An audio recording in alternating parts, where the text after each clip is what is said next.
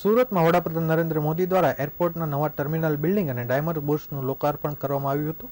આ સમયે સુરતમાં રહેતા ડાયમંડ ઉદ્યોગ સાથે સંકળાયેલા લખાણી પરિવારની 10 વર્ષીય બાળક જેસાન લખાણી ડાયમંડવાળી હેર કટિંગ તેમજ હેર વિશેષ કુર્તા આકર્ષણનું કેન્દ્ર બન્યું હતું.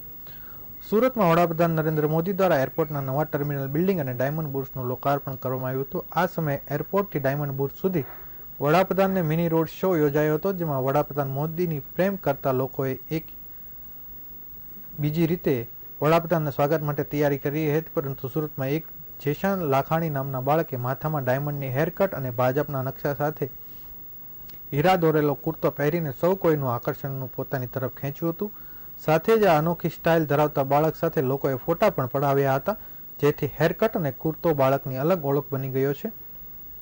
કાર્યક્રમ સ્થળે પણ આમંત્રિત મહેમાનો પૈકી કેટલાકે વડાપ્રધાનને સત્કારવા જુદા જુદા ઉપાયો કર્યા હતા. ખાસ કરીને ડાયમંડ હેરકટ સાથે આવેલ કિરણ ડાયમંડ પરિવારના બાળકે કાર્યક્રમમાં સૌનું ધ્યાન આકર્ષિત કર્યું હતું. સુરતમાં રહેતા ડાયમંડ ઉદ્યોગ સાથે સંકળાયેલા લખાણી પરિવારના 10 વર્ષીય બાળક જેસાન લખાણી ડાયમંડવાળી હેર કટિંગ તેમજ એક વિશેષ કુર્તો આકર્ષણનું કેન્દ્ર બન્યું હતું. જેસાનના કુર્તા ઉપર નરેન્દ્ર મોદી તેમજ ભારતનો નકશો કંડારવામાં આવ્યો હતો. સાથે સાથે બાળક દ્વારા પીએમ મોદીને વિશેષ સંદેશો પણ અપાયો હતો, જેથી જેસાનના માતા પિતા તેમજ પરિવારે ગર્વની લાગણી અનુભવી હતી.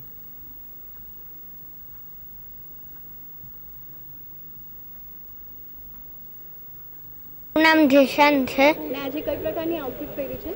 આજે મેં નરેન્દ્ર મોદીજી માટે એક આઉટફિટ પહેરી છે. શું કહેશે Narendra Modi? Modiji is the best gift of India got from God. You are a great person. Thank you so much for everything you did for India. You achieved being Prime Minister of India. You invented lots of new and good things and you made India famous and stronger. You are the reason I started understanding Indian politics. Before you becoming PM, I was not interested in Indian politics as there was no strong person and great visionary in India. Thank you so much for taking India to new heights. મેં diamond શેપની hairstyle કરી છે. કેમ? કે મારા પપ્પાનું business છે ડાયમંડનું.